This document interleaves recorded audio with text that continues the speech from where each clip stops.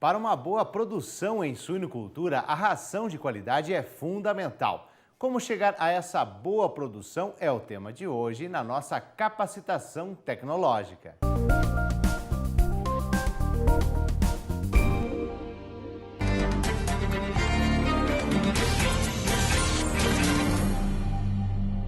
Nesta aula, nós vamos falar sobre o controle de qualidade nas fábricas de rações e os processos para fabricarmos rações com qualidade. É muito importante que tenhamos o desenvolvimento de fornecedores através da aquisição consciente da matéria-prima e o gerenciamento efetivo dos fatores antinutricionais, como micotoxina, tanino e atividade ureática da dieta, garantindo a digestibilidade dessa dieta. O maior problema em relação aos fatores antinutricionais é desconhecer a sua incidência. Então, a importância da gente estar monitorando e garantindo essa matéria-prima com qualidade. O primeiro passo para a produção de dietas de alta qualidade é a aquisição do ingrediente de qualidade, passando por uma correta armazenagem do mesmo. Então, quando se busca qualidade na ração, alguns fatores são primordiais. Entre eles, podemos citar os níveis nutricionais adequados, relacionado à nutrição e ajuste de matéria das matrizes nutricionais, palatabilidade, o animal deve consumir bem essa dieta, nós precisamos garantir que o animal vai consumir bem essa dieta, porque efetivamente, quando se busca nutrição animal, se deseja uma ingestão diária de nutrientes efetiva. A digestibilidade, a partir de uma boa palatabilidade e ingestão, essa dieta precisa ter uma boa digestibilidade. Os nutrientes devem ser digeríveis. E uma uniformidade de mistura. Para a gente possa garantir que tudo que foi traçado no momento que se colocou ou desenhou uma fórmula, através do desenvolvimento de uma matriz, conhecendo bem essa matéria-prima, a gente vai garantir uma uniformidade de mistura e que o animal vai ingerir essa ração de forma uniforme. Então, o controle de qualidade na fábrica começa através de uma amostragem dos carregamentos. Nós precisamos garantir que esse carregamento, essa amostragem, corresponde exatamente àquela qualidade da matéria-prima que está chegando na granja. Então, isso a gente só consegue com a correta amostragem dessa matéria-prima. A partir dessa correta amostragem, vamos fazer análises prévias ao recebimento, fazendo com que essa matéria-prima esteja dentro de um padrão previamente acordado. E aqui, muito importante, o desenvolvimento de fornecedores. Comparar os resultados obtidos nas análises com padrões estabelecidos. Temos que estabelecer padrão para cada matéria-prima que chega na granja. E a partir da análise prévia, que esse padrão seja executado na prática. Classificar os lotes em todo dentro ou fora dos padrões, conforme ou não conforme. A partir do desenvolvimento desses fornecedores, criando o padrão de recebimento, nós vamos dizer se esse lote está conforme ou não conforme. E a partir daí vamos receber ou não essa matéria-prima na granja. Com isso estaremos desenvolvendo os fornecedores, né, através de subcontratos. Vamos estabelecer um padrão para receber essa matéria-prima na granja e acordar esse padrão junto aos nossos fornecedores. Comprar somente de fornecedores aprovados. A partir do desenvolvimento desses fornecedores, preferência para esses fornecedores aprovados que vão sempre nos mandar uma matéria-prima de melhor qualidade. Então, dentro do processo de amostragem, nós temos aqui um exemplo para se amostrar a ração para a realização de exames de micotoxina. Através do furo, se faz um furo na rosca e vai diariamente controlando e retirando a quantidade estabelecida de ração de forma uniforme para se estabelecer a quantidade de micotoxinas presentes nessas amostras. De forma muito simples, quando chega o grão na granja, deve-se fazer uma classificação desse grão. Grão quebrado, xoxo, ardido, e ter um padrão para recebimento desse grão.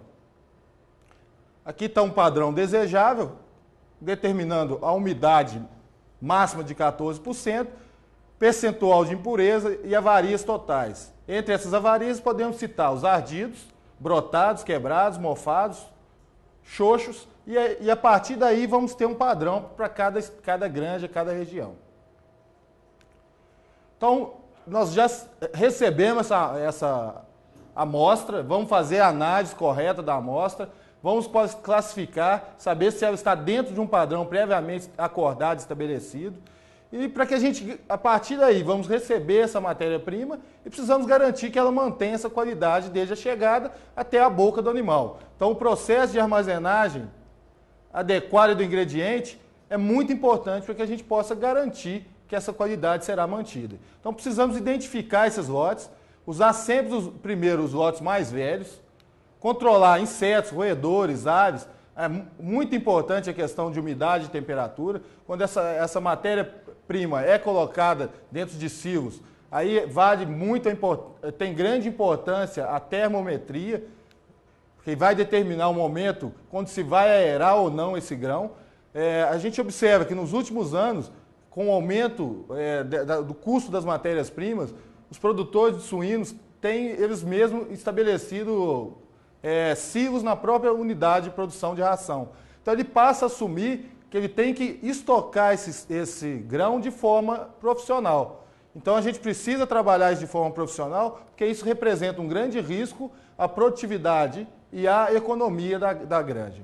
Então a gente precisa, no caso de receber produtos ensacados, a utilização de estrados e um programa de limpeza dos armazéns e silos. Quando se fala em produto ensacado, o estrado de madeira com 10 a 15 centímetros de altura, identificar os lotes para que possa sempre usar os lotes mais velhos primeiro, uma distância da parede mínima de 50 centímetros, estar protegido da luz do sol, só para lembrar, algumas vitaminas são termosensíveis e quando expostas também à luz, a gente perde em qualidade, distância entre as pilhas e facilidade de limpeza e aeração e combate a ratos e insetos. Aqui algumas fotos mostrando esse produto armazenado de forma inadequada, né? E vale lembrar que o tempo que se gasta para armazenar da forma correta ou inadequada é o mesmo. E o resultado que vamos ter quando se armazena de forma adequada é muito superior. Então aqui uma área de expedição com empilhamento inadequado, né? A gente começa a ver contato com a parede, a perda dessa matéria-prima, tanto da qualidade, também em quantidade, um desperdício também muito grande nas fábricas de ração. Desperdício, sacos furados. Então é muito importante uma correta armazenagem dessa sacaria também. Quando a gente fala numa correta estocagem, uma das coisas que queremos prevenir é a presença de fungos, porque a gente sabe da importância das micotoxinas, redução no valor nutritivo do alimento, perda do peso específico e diminuição da palatabilidade. Então, quando a gente vai fazer uma correta armazenagem, um dos pontos que se visa é o controle da presença de fungos, né? Quando se tem a presença de fungo, há uma perda efetiva do valor nutritivo da matéria-prima. O exemplo aqui com queda acentuada na energia metabolizada, com perda na gordura, produto com presença de fungos. E essas micotoxinas levam também a problemas clínicos na granja, né? Como prolapso, aborto, leitões que já nascem com problemas de qualidade, levando a spray lag, presença de natimortos, também mumificação de leitões. Então, o controle de qualidade no processo de fabricação é muito importante. Nós vamos mostrar um controle de forma simples, no qual se visa, desde a chegada do grão na granja, um controle efetivo, até que o animal venha ingerir essa ração. De forma muito simples, aqui estão os passos que são adotados, que primeiro é conduzir uma análise de risco. Desde a chegada do grão, o caminhão vai parar na moega. A partir dali nós já temos que analisar o fator risco em todo o processo de fabricação de ração. Com a chegada, uma correta amostragem, análise, estabelecendo padrão para recebimento dessa matéria-prima. E aí nós vamos acompanhar essa matéria-prima, desde a moega até a boca do animal. Então vamos conduzir uma análise de risco, determinar os controles de ponto crítico, estabelecer limites críticos, estabelecer procedimentos de monitoria. A partir do estabelecimento dos limites críticos, nós temos que ter uma monitoria para garantir que esse limite não vai ser ultrapassado, estabelecer ações corretivas, estabelecer procedimentos de verificação e procedimento de armazenagem de informação, para que a gente possa gerar, a partir dessa informação, uma resposta efetiva e controlar de forma definitiva os problemas que ocorrem dentro da fábrica de ração. Então, dentro do primeiro ponto, primeiro princípio, que é conduzir a análise de risco, deve descrever o processamento do alimento. Desde a chegada da matéria-prima, fazer um organograma com todo o processamento desse alimento. Descrever a finalidade do alimento, a espécie que vai consumir, a fase da vida, etc. Desenvolver esse fluxograma do processo. Então, a partir da chegada, a área de recepção, balança e moega, então a gente já começa a analisar os pontos críticos. Que um exemplo, numa moega, e muitas vezes chegam caminhões já com os pneus sujos, cheios de lama, presença de água sobre a lona, e que já vai cair dentro dessa moega, elevando o risco, e aí a gente já começa a controlar esse risco a partir da chegada do grão. Então nós vamos determinar o controle de pontos críticos, né? Uma amostra de milho, com elevado percentual de grãos quebrados, dentro do silo a formação e crescimento de colônias de fungo, excesso de pó, dentro do misturador também. Aqui já o carrinho, na hora de fornecimento da ração, quando fornecida de forma manual, está desprendendo e soltando pedaços de camadas de ração de qualidade já fora de um padrão ideal. Dentro do controle dos pontos críticos, aqui um exemplo de uma foto com um elevador furado, no qual há o grande risco, principalmente na época de chuva, a infiltração de água e provavelmente o crescimento de fungo, também sendo um ponto crítico. Em cima dos silos, grande armazenagem, grande quantidade de pó. Nesse pó, muitas vezes se encontra um grande crescimento de colônias de fungo, também determinando o risco dentro do processo de fabricação de ração. O ponto 3, dentro do processo de fabricação com qualidade, é estabelecer um limite crítico para cada etapa do processo de produção. Desde a lavoura, armazenamento de cereais, na fábrica de ração, transporte de ração, armazenamento de rações na granja. Cada granja vai fazer, a partir daquela análise prévia, onde estão os pontos de risco, ela vai estabelecer limite crítico em cada etapa dessa da produção de ração, desde o grão na lavoura até o comedor dos animais. Então aqui é muito importante, isso deve ser feito de forma individualizada em cada propriedade, porque os pontos críticos são diferentes, são distintos em cada propriedade, e também essa análise de quanto em quanto tempo eu preciso limpar o meu misturador, de quanto em quanto tempo eu preciso limpar o meu caminhão para transporte dessa ração, como é que estão os meus comedores dentro da granja. Então cada granja tem um limite de ponto crítico, e tem os pontos críticos diferentes e deve ser trabalhado de forma individualizada.